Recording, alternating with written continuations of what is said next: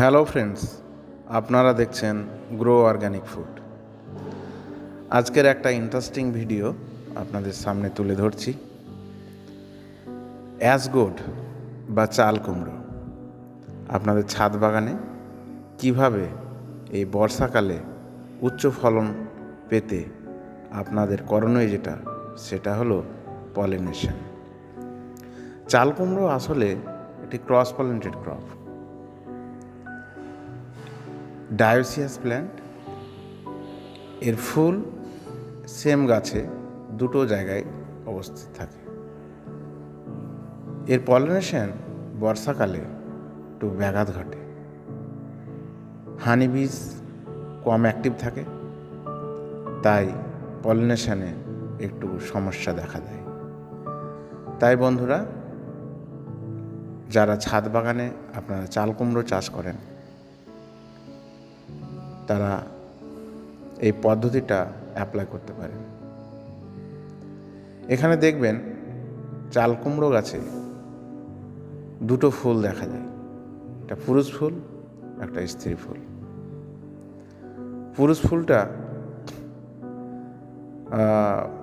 যেখানে ফল দেখা যায় না, কিন্তু স্ত্রী ফুলে একটা দেখবেন চাল কুমড়োর ফল সহ একটা ফুল। ফুলটাকে একটু যাচাই করে পুরুষ ফুলটাকে যত্ন সহকারে তুলে স্ত্রী ফুলের গর্ভকেশর অংশে আপনার স্ত্রী ফুলটার পরাগধানী স্পর্শ করতে হবে।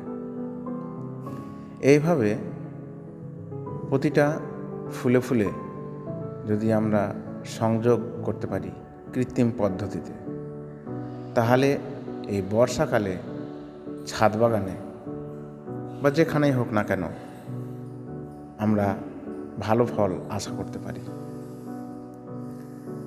অন্যান্য সিজনে দেখা যায় এই পলিনেশন বা পরাগ সংযোগ আমাদের সাধারণত পলিনেটার যারা আছে, ন্যাচারাল পলিনেটার, যেমন হানিবিজ বা ভ্রমরা বা আদার ইনসেক্ট, বাটারফ্লাইজ, এরা করে থাকে।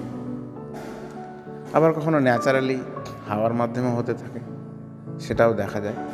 কিন্তু যদি আমরা এই হাতের মাধ্যমে করি, তাহলে ফলের সাইজও ভালো হয় এবং প্রতিটা আমাদের ফুল থেকে চাল কুমড়ো ভালো পুষ্ট বড় সাইজের আশা করা যায়।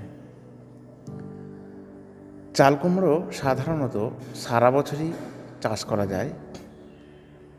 চাল কুমড়ো ভালো একটা সুস্বাদু সবজি হিসাবে সবারই রান্নাঘরে প্রয়োজন।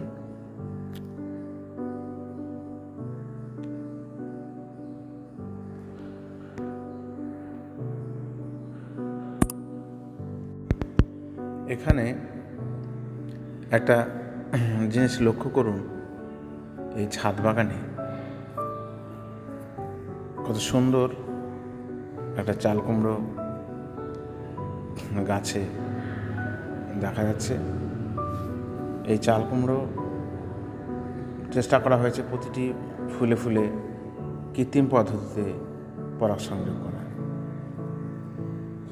আপনার সাধারণত একটা গাছ একটা পরিবারের জন্য যথেষ্ট, কারণ একটা চাল কুমড়ো গাছ যদি সঠিক পরিবেশ পায় যে কোনো জায়গায়, তাহলে অফুরন্ত ফলে ভরিয়ে দেবে।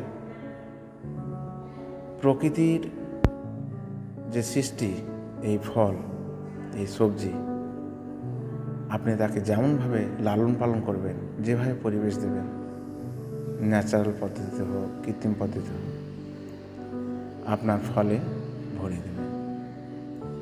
থ্যাংক ইউ বন্ধুরা।